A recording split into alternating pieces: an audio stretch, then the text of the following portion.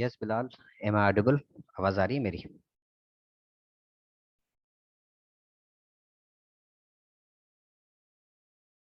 Yes sir, okay. Clear है बेटा या डिस्टॉर्शन है आवाज में?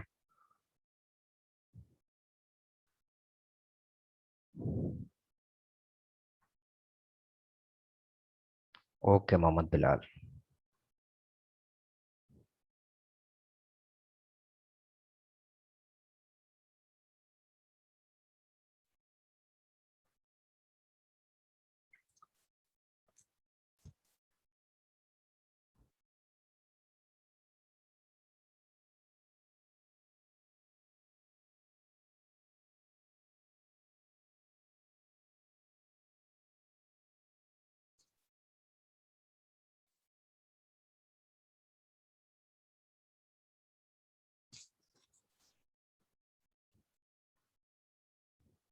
Let me share a screen.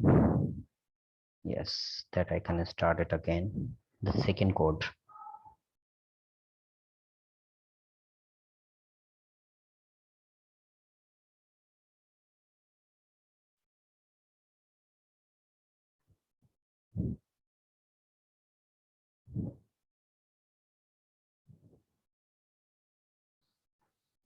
Okay. See, beta, I was talking about this hermeneutic code. So when we talk about this code, that means ke in this code we have to focus on the concept of anjama. So वो जो abstract concept होता है, जो present होता है story के अंदर, लेकिन हमने क्या करना है, सिर्फ उसके ऊपर फोकस करना है, and then we have to quote those concepts और that concept in a answer.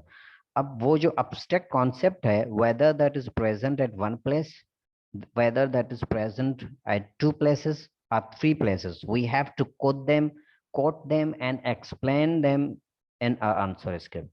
Okay बेटा, सो आई होप कि यहाँ तक आपको समझ में आ रहा होगा कि वो जो कॉन्सेप्ट है, एंजिमा का कॉन्सेप्ट है, या जो abstract मीनिंग है या abstract कॉन्सेप्ट है, we have to explain that concept only. ठीक है बेटा.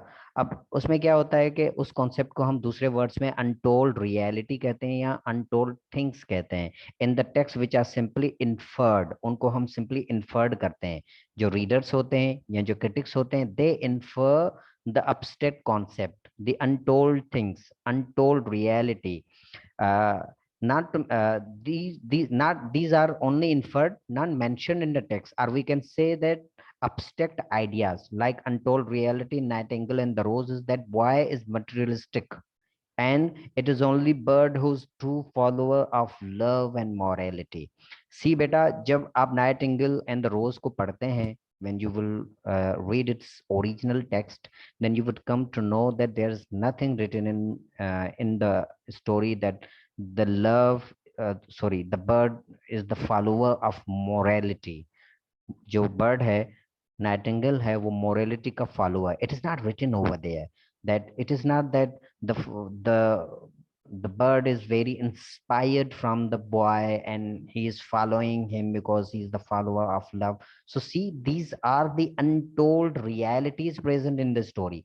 जब स्टोरी को पढ़ते हैं तो उसको खुद कॉम्प्रिहेंड करते हैं कि हाँ, ये क्या सोच रहा है, वो कौन सी अनटोल्ड रियलिटी है या अनटोल्ड आइडिया है जो कि स्टोरी के अंदर प्रेजेंट है. So you need to quote that. आप उसको कोट करेंगे, and then you will have to explain that untold reality or abstract idea in जो आंसर, आप उस आंसर में उसको आप एक्सप्लेन करेंगे. मोर इम्पोर्टेंटली, आप जब let me give you another example from the untold reality that man sorry after the 20 years. आप जब इस स्टोरी को बेटा देखते हैं तो you see, you will come to know that in this story the abstract concept is that the man who was I don't remember the characters के वो जो बॉब था, whether he was the policeman और उसका जो दोस्त था वो पुलिस वाला था, but the man who was a friend who was a policeman, he was a very much loyal to his profession. ठीक है बेटा, अब देखें वो जो लॉयलिटी एंड प्रोफेशन का कॉन्सेप्ट है, that is not written in the story. आप जब स्टोरी में देखेंगे, that is not written at all कि he was too much loyal with his profession and he didn't want lose his loyalty, or he didn't want to betray his profession or betray his nation or betray his country at all. ये उसमें लिखा हुआ नहीं है, but this is the concept which we have to infer. जो हम सोचते हैं कि भाई इसने अपने दोस्त को इसलिए अरेस्ट करवाया because he was very much loyal to his profession, he was very much loyal to his nation, he was very much loyal to his country. That's why he just thought that despite the fact that he was his friend, but he was a wanted criminal, so that's why he just asked his friend or asked his department to arrest him. It is the concept of loyalty which is present. So it's an abstract idea. It's an abstract idea related to the loyalty with the profession, related to the loyalty with nation, related to the loyalty with country. So ये जो abstract idea है, we have to find it out from the story. हम story से उसको find out करते हैं, and then we have to explain it in our answer. Nightingale and the Rose में abstract idea मैंने बताया कि he is the biggest follower of morality and love.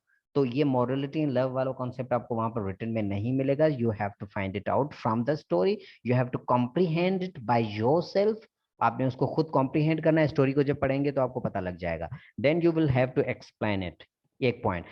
Number 2 point is that बेटा इसी में through title the heading meaning is given by the writer, that what is the central point in the story. आप जब भी title देखोगे, title always carry एंजिमा. वो जो abstract idea होता है वो टाइटल हर स्टोरी के टाइटल में होता है, हर स्टोरी के टाइटल में होता है. You see nightingale and the rose. जब आप इस टाइटल को देखते हैं, आप स्टोरी भले ना पढ़ो, अभी तो आपको स्टोरी का पता है, लेकिन जब आपको पता ना होता, आपने पढ़ी नहीं है, ना ही आपने उसकी समरी किसी से सुनी है, आपको जस्ट टाइटल में दे दूं कि बेटा इसके बारे में सोचो कि what this story would be all about, then obviously आप सोचेंगे कि नाइटिंगेल है, तो obviously this story will evolve around the nightingale. And there is also concept of rose. That means that this whole story will evolve around the concept of nightingale and the rose. See, this is the concept which is you are comprehending the concept by your own self. So every title has the heading meaning. Similarly, after 20 years, when you see the title of after 20 years, उसकी तो simple meaning ही यही है कि 20 साल के बाद. लेकिन the hidden meaning is that the abstract idea is that the injuma is that there is the concept of loyalty, that whether after 20 years or after 40 years or after 50 years, they both friends are loyal to each other, and they will never ever want to betray to each other, or they never ever want to break the promises. This is the hidden. When you will go the from the rest of the story, then the hidden meaning of the title will be very much clear to you. See beta, तो इस तरह से आपने title की hidden जो meaning है वो बतानी है, अब्स्ट्रैक्ट आइडिया बताना है, एंड देन एक दो अब्स्ट्रैक्ट आइडिया आपने ढूंढने हैं स्टोरी के अंदर, आपने वो ढूंढने, उनको एक्सप्लेन करने कोड के अंदर. आई होप कि यहाँ तक आपको क्लियर हो गया. इज दैट क्लियर बेटा? Please let me know in comments or raise your hand. If you have any question, you may raise your hand. If everything is clear, just say yes or say clear in comment box. Okay, let me see the comments. Yes. Okay, Adnan. Afzal, do you have a question or want to say something? Unmute yourself, beta. Sir, I have two questions in this story. Yes, beta. Not a story, but in this code. Sir, in this code, sorry, sir. Yes. Sir, what is materialist character? Give me an example. And the second question is, what is different between abstract and untold story? These both are the same. Abstract Yes. is also hidden, and untold story is also hidden. Okay, okay. See, and beta, same the as first is Enjima. हाँ, the first is बेटा एंजिमा is the abstract. एक words में हम इसको एंजिमा कहते हैं, ठीक है. Let me highlight it for you. और दूसरी मीनिंग्स में सिंपल वर्ड्स में हम इसको अब्स्ट्रैक्ट कहते हैं. ये समझाने के लिए इसको अब्स्ट्रैक्ट भी कह दिया ताकि कोई स्टूडेंट से एंजिमा को लेकर कंफ्यूज ना हो जाए कि हाँ ये कौन सी बला आ गई बीच में. सी बेटा, सो इसलिए मैंने वर्ड अब्स्ट्रैक्ट का भी यूज कर दिया. यहाँ पर भी देखें अब्स्ट्रैक्ट आइडिया, ठीक है. ये एक ही चीज है, enigma abstract. Now your question was materialistic. वो लोग जो कि दुनियाई चीजों से मोहब्बत करते हैं, मटेरियलिस्टिक होते हैं. like materialistic one, the materialistic person is the one who loves the luxurious life, कि मेरे पास बड़ा घर होना चाहिए, मेरे पास पैसे होने चाहिए, मेरे पास ये चीज होनी चाहिए, मेरे पास वो चीज होनी चाहिए, सी मेरे पास बहुत ज्यादा दौलत होनी चाहिए। Those are the people who are called as materialistic people. इस यहाँ हमारी दुनिया में जो चीजें हैं ना, उनसे उनकी बेतहाशा मोहब्बत होती है, हमारी इस दुनियावी चीजों से। So they those are the one they are called as materialistic people. Now the second question was that what is the difference between untold reality or untold things।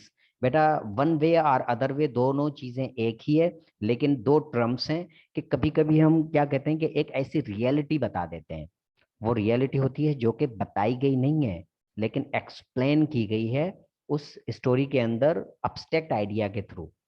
हमने उसको वर्ड बाय वर्ड एक्सप्लेन नहीं किया है, but एक reality बताई गई है। ठीक है, जैसे कि the man who would be sorry the after the 20 years, untold reality ये है कि उसने अपने दोस्त को इसलिए अरेस्ट करवाया because he just thought that I will never ever betray to my nation, to my profession, to my country. This is the untold reality. अब अनटोल्ड थिंग्स क्या होते हैं कि कोई ऐसी बात होती है, कोई ऐसी चीज होती है जो कि डायरेक्टली बताई नहीं गई है, but that is explained indirectly, the concept is given indirectly. So उसको हम थिंग कहते हैं, कोई भी ऐसी चीज, लेकिन वो स्पेसिफिक रियलिटी हो जाती है, वो रियलिटी है, ये एक जनरल थिंग है। सो this is a bit different between both of them. I hope कि अभी समझ में आया होगा। इज दैट क्लियर बेटा?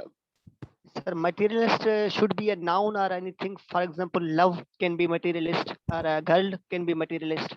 Should बेटा सी बेटा, the love can be also materialistic one. अगर कोई ऐसा लव है जो कि प्योर लव नहीं है, बट किसी की वेल्थ को देख के उससे प्यार हो जाना, that is a materialistic love. ठीक है बेटा, किसी की जस्ट कुछ लोग ऐसे होते हैं कि उसको एक अपेरेंस में अच्छा इंसान दिख जाता है, they fall in love with that person on the same day और on the same time. After some time another person with good appearance comes in front of them, then they fall in love with them. So see, अगर बार बार कोई एक नया उनके सामने appearance से person आ रहा है तो वो उनके साथ फॉल इन लव हो रहे हैं। So this is the materialistic kind of love, and that person would be called as materialistic person. So materialistic person की बहुत सारी डेफिनेशंस हो सकती हैं indeed, but the general definition which is that which I have told you के दुनियावी चीजों से उनका बेतहाशा मोहब्बत होती है, प्यार होती है, तो that person is known as the materialistic person. Sir आपकी बात से सर मैं ये पूछ रहा हूँ कि जो मटेरियलिस्ट होते हैं वो सिर्फ नाउन ही होते हैं ना। फॉर एग्जांपल कोई बॉय हो सकता है, कोई गर्ल ही हो सकता है, मतलब कोई वर्ब वगैरह मटेरियलिस्ट तो नहीं हो सकता ना। अगर हमें मटेरियलिस्ट का हमें एग्जांपल देने पड़ जाए नहीं नहीं, यहाँ इस पर कोड बेटा, में क्या? यहाँ इस कोड के अंदर मटेरियलिस्टिक वो चीजें होंगी जो कि नाउन से रिलेटेड होंगी आपकी। ठीक है बेटा, you are not suppose to ये कोड द पूछ रहा हूँ ना। Verbs related materialistic. ठीक है, सो वर्ब्स रिलेटेड नहीं, जो नाउन से रिलेटेड चीजें हैं, तो that could be a person. ठीक है, वो कोई पर्सन भी हो सकता है और वो कोई आइडिया भी हो सकता है, तो that must be related to the noun. You are right.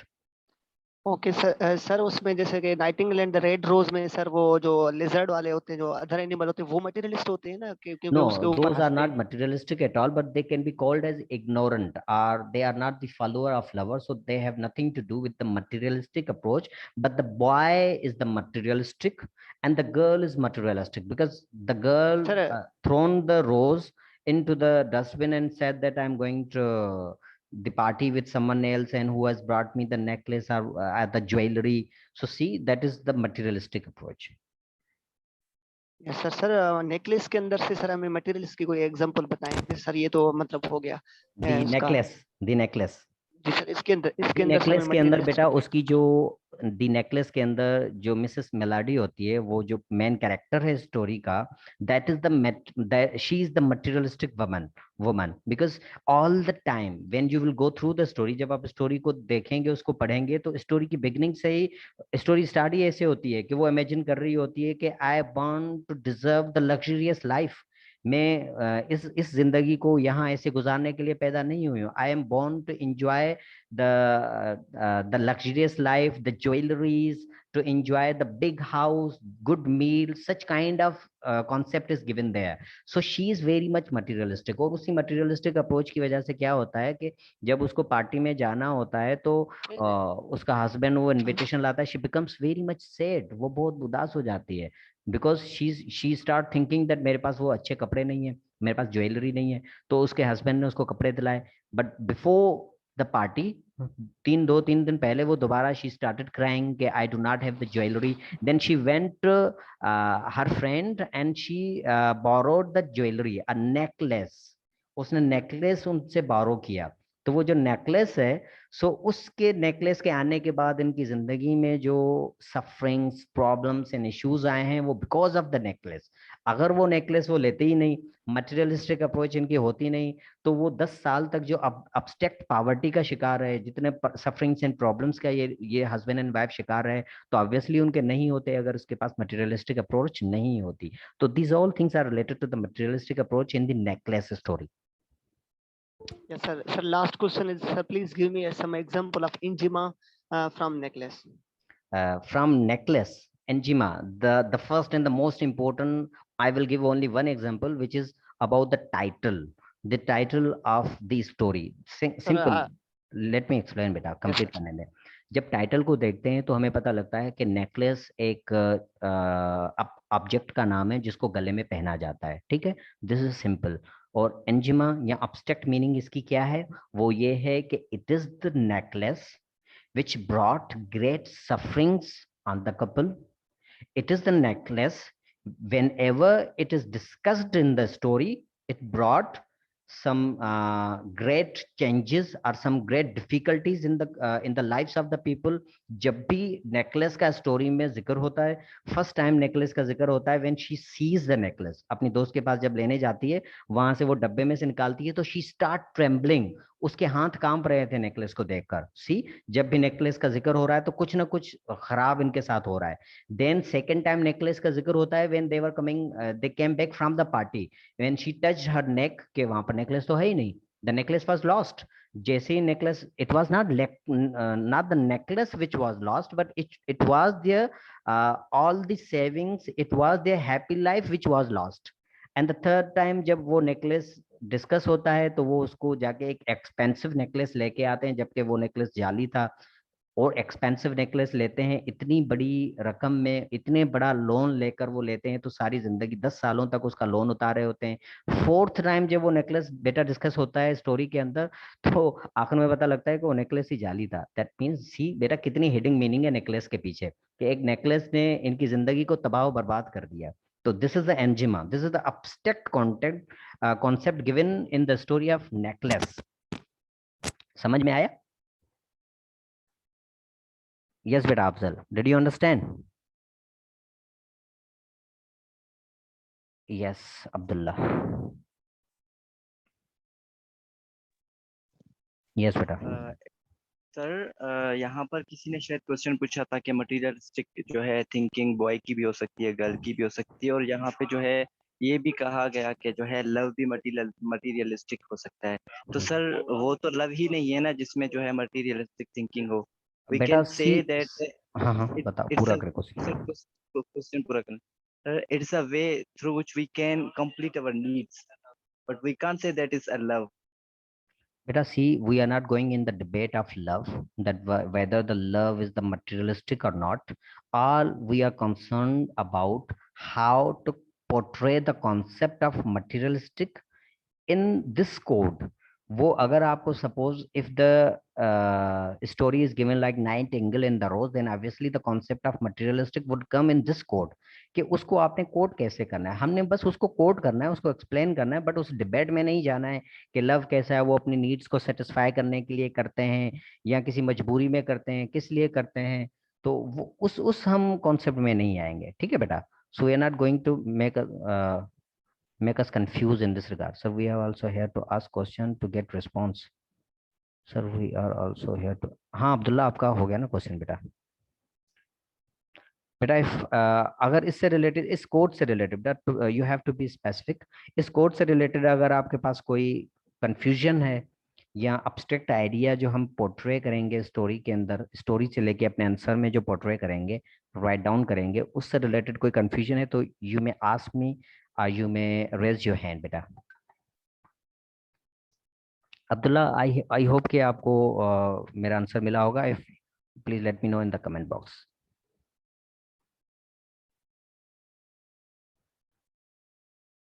Yes बेटा, शुड आई मूव फर्दर?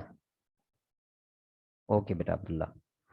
आपकी बात बिल्कुल जेन्युइन थी अब्दुल्ला कि वो जो नीड्स को सेटिस्फाई करने के लिए करते हैं, लेकिन वो हमारे टॉपिक से बियॉन्ड है, तो हम उसके ऊपर फोकस नहीं कर रहे हैं, तो it would be out of the topic, हम किसी और डिबेट में चले जाएंगे। सी बेटा, should I move further? Late me know in the comment box के तीसरे कोड की तरफ जाऊं, अगर दूसरा कोड आपको बिल्कुल सिंपल समझ में आ गया है तो। Yes, beta, exactly, Mohammed Annan. Every story must have a abstract concept or the enigma. Her story के अंदर होता है और हर स्टोरी के टाइटल के अंदर होता है। पहला तो आपको जो abstract आइडिया ढूंढना है वो टाइटल के अंदर से ढूंढना है, ये मैं आपको बता रहा हूँ। हर टाइटल के अंदर आपका एंजिमा होता है और आपका abstract आइडिया होता है या हिडन मीनिंग होती है, वो आपने फाइंड आउट करनी है और उसको आपने लाजमी लिखना है। एक तो यूं समझो कि आपको मैंने पूरा पैराग्राफ बनाया आपके आंसर से कि आपका टाइटल के अंदर होता है, और उसके सिवा स्टोरी के अंदर दो तीन पॉइंट्स और भी ढूंढने हैं जिनके अंदर एंजिमा होता है, तो आपने उनको फाइंड आउट करना है और उनको एक्सप्लेन करना है। और now let's move forward. I hope कि ये कोड सबको क्लियर हो गया है। So now let's move forward to our next code which is the third one. Let me change the slide. Yes, अच्छा, सेकंड कोड कंटिन्यू है, यहाँ पर एक और भी स्लाइड है, देखता हूँ कि इसमें क्या है। We have to find that how many times throughout the story title is discussed. बेटा, जब टाइटल का आप इंजिमा ढूंढेंगे तो आपने ये मेंशन करना है कि टाइटल या टाइटल से रिलेटेड कोई उसका मेन ट्रम वो कितनी मर्तबा यूज हुआ है throughout the story, where it was discuss, और वो किस जगह पर डिस्कस हुआ था। ठीक है, like in the short story the necklace, जो नेकलेस है how many times it is discuss, ये जो नेकलेस है टाइटल वो कितनी बार डिस्कस हुआ है। ठीक है बेटा, और किस किस जगह पर डिस्कस हुआ है, और डिस्कस करने के बाद जब डिस्कस हुआ है तो उसका इम्पैक्ट क्या है स्टोरी में, या उसका इम्पैक्ट क्या है कैरेक्टर्स के ऊपर। ठीक है, तो in this way you have to find it out. Apart from the title, the enigma can also be seen in the story as well.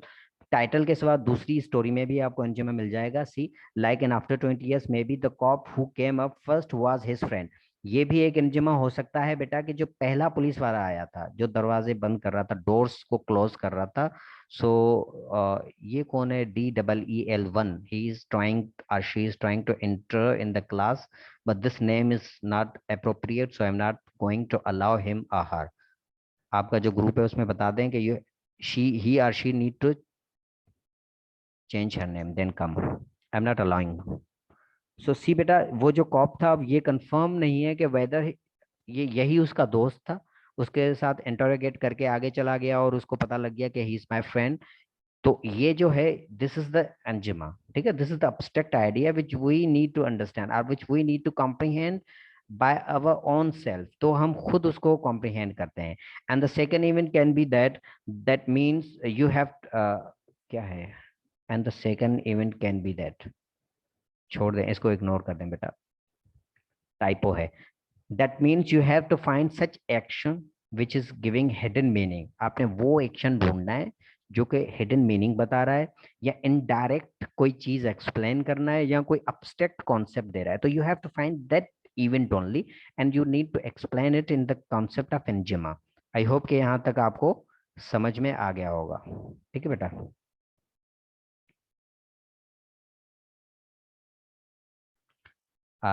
now let's move forward to a third code. See beta, before going to the third code, I want to make some announcements, and if you all are listening, please send a message in the group that I need to make an announcement. Send a message here in chat box. देखते हैं कौन कौन सुन रहा है हमको। Okay, okay, okay, Faria, Muzammil, Sumbal, Reham, Abdul Haleem, Sidra, Laiba, Kainat, KV. Okay beta, that means most of the students are listening. Okay, good. Okay beta, okay, now let me give you some instructions. See beta, the instructions which I wanted to give you related to the marks that your midterm was checking, and 25 marks are for your midterm and 25 marks are for your sectional, and the final would be of 50 marks. तो ये जो बेटा आपका final है वो 50 marks का होगा। And you see के मैंने 50 मार्क्स सिर्फ एक क्वेश्चन पे रखे हुए हैं, तो दैट मीन्स कि आपको उस क्वेश्चन को अच्छे से करना होगा। अब ऐसा नहीं है कि अगर आप लोगों ने जान छुड़ाने वाला काम किया है तो you will get marks accordingly. And there are so many students in midterm, they have got 4 marks, 5 marks, 6 marks. So see बहुत सारे स्टूडेंट ने ऐसे ऐसे भी मार्क्स लिए हुए हैं। तो एक सवाल में अगर आप अच्छा परफॉर्म करेंगे तो आपको अच्छे मार्क्स मिल जाएंगे, but if you will not perform well then obviously you will, it will create problem for you. एक तो ये बात, और दूसरी 25 मार्क्स आपके मिड टर्म के भी हो गए। Now let's talk about the 25 marks of sectional.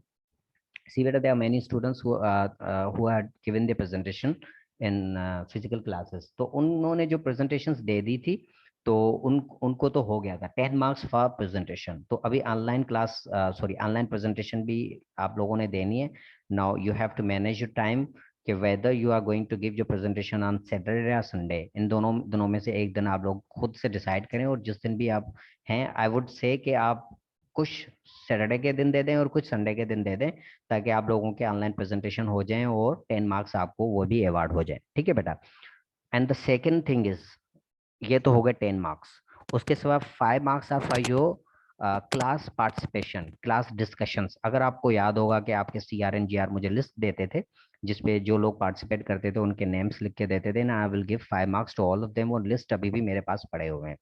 तो उसके सिवा अब, तब तो हम लिस्ट ले रहे थे, लेकिन अब हम क्या करेंगे बेटा कि जो लोग ऑनलाइन सेशन अटेंड कर रहे हैं, अभी ऑनलाइन सेशन जो जितने भी हमारे प्रेजेंटेशन में होंगे, तो वो लोग जो भी ऑनलाइन सेशन अटेंड कर रहे हैं, मैंने महविश को कहा हुआ है कि वो लिस्ट बनाएगी जो जो ऑनलाइन सेशन अटेंड करेंगे। Then at the end of the class 2 session होते हैं, 3 सेशन होते हैं, जैसे ही खत्म होंगे तो उसके बाद Mahwish will send me the list. और फिर मैं क्या करूंगा कि हर क्लास के हर दिन के वो लिस्ट मेरे पास पड़े होंगे। देन जो लोग उनमें पार्टिसिपेट होंगे, जो लोग रेगुलर प्रेजेंट होंगे, यहाँ पर मैं आपकी प्रेजेंट भी लगाता जाऊंगा, अटेंडेंस जो मेरे पास है, तो उनको मैं 5 मार्क्स 5 आउट ऑफ 5 दे दूंगा बेटा। I will give 5 out of 5 to all of you those who will attend these sessions. These are for class participation. ठीक है बेटा। नाउ ये हो गए हमारे 15 मार्क्स, बाकी हमारे 10 मार्क्स बचते हैं। तो 5 marks are for your assignment. अब आपका असाइनमेंट क्या है, let me explain this assignment to you बेटा। Assignment would be of 5 marks. Assignment known is as reflective assignment. उसमें you need to write only 500 words का आपने असाइनमेंट देना है मुझे।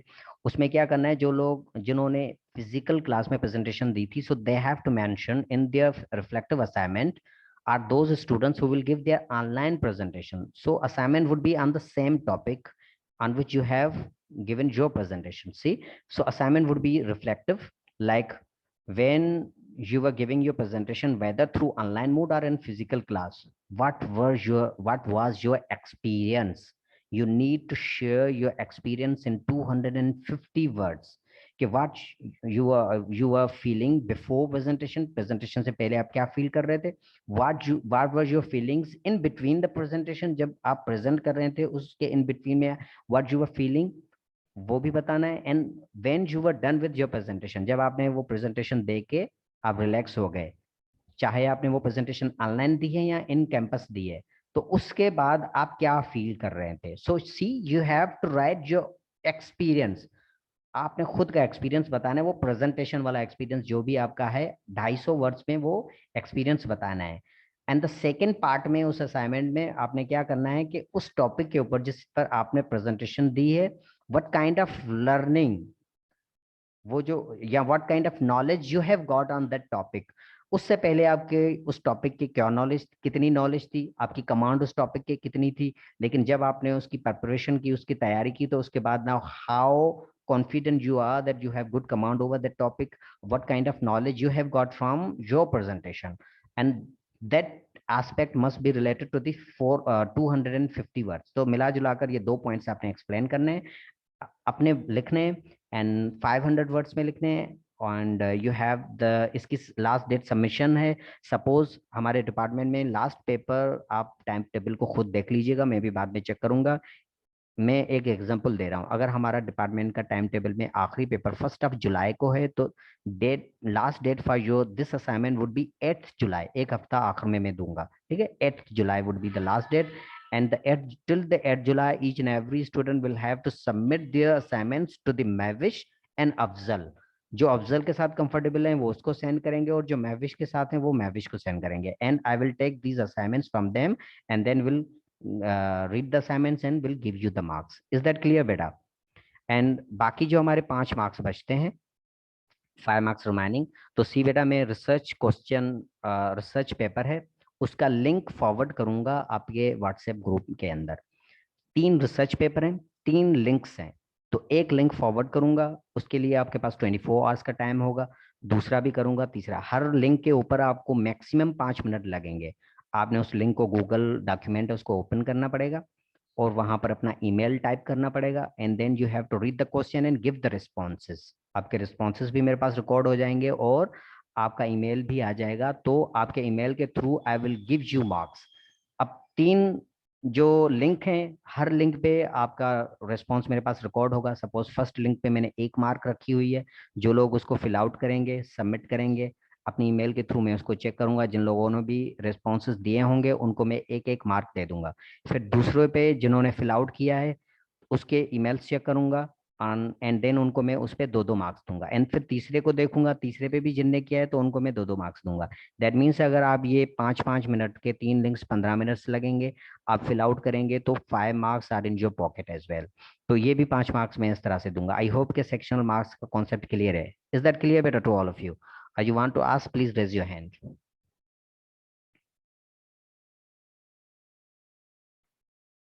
Yes, sir. Sumbul wants to ask something and Abdullah also has raised his hand. So let Sumbul beta unmute yourself.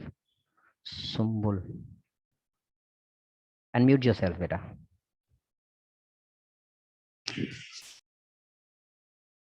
Yes.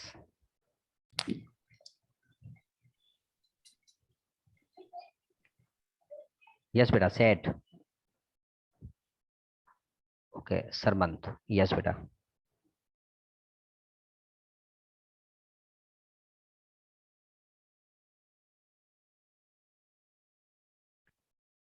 चलो सरमन भी. Yes Abdullah.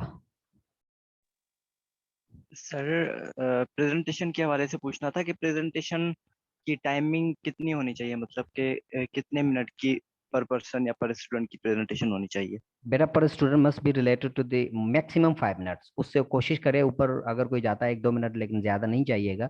लेकिन 5 minute से कम भी नहीं, 4-5 मिनट से एक स्टूडेंट कम नहीं होना चाहिए. तो every student must give his presentation near about 5 minutes. Okay sir, thank you. Okay. Yes Tahmina बेटा. सर अस्सलाम वालेकुम. वालेकुम सलाम बेटा. सर वो आपने बोला है ना कि जो जो बच्चा क्लास में प्रेजेंट होगा मैं उसको 5 नंबर दूंगा. जी जी. तो सर मतलब हमें क्लास में प्रेजेंट होने के बाद हमारा बोलना लाजमी है, मतलब नहीं हम बेटा, बोल के क्लास बताएं? क्लास पार्टिसिपेशन नहीं, नहीं बोलने की किसी को जरूरत नहीं है.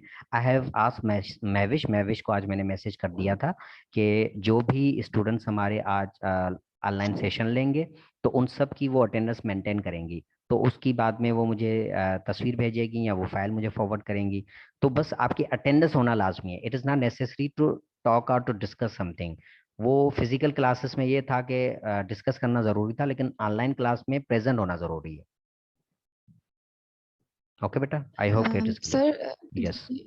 सर एक और सवाल. जी जी. सर प्रेजेंटेशन टोटली इंग्लिश में ही होनी चाहिए? सी बेटा, if you are using code switching so it's okay, doesn't matter.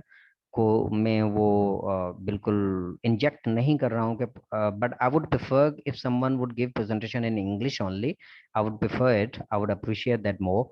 But if someone is unable to give his or her presentation in English, then that student can use code switching. कि जहाँ पे आप uncomfortable हैं English में तो वहाँ पर आप उर्दू में चले जाएं, देन उर्दू में थोड़ा बोलकर फिर आप वापसी इंग्लिश में आ जाएं. See in this way you can use code switching.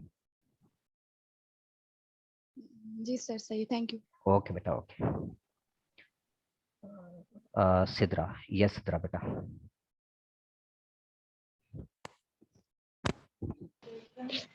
Sir देखें, आप तो टीचर हैं, आप उर्दू में भी अगर समझा रहे होते हैं या फिर अगर आप ऑल टू ऑल सारा लेक्चर भी इंग्लिश में रखते हैं तो वो बच्चों को फिर भी समझ आता है।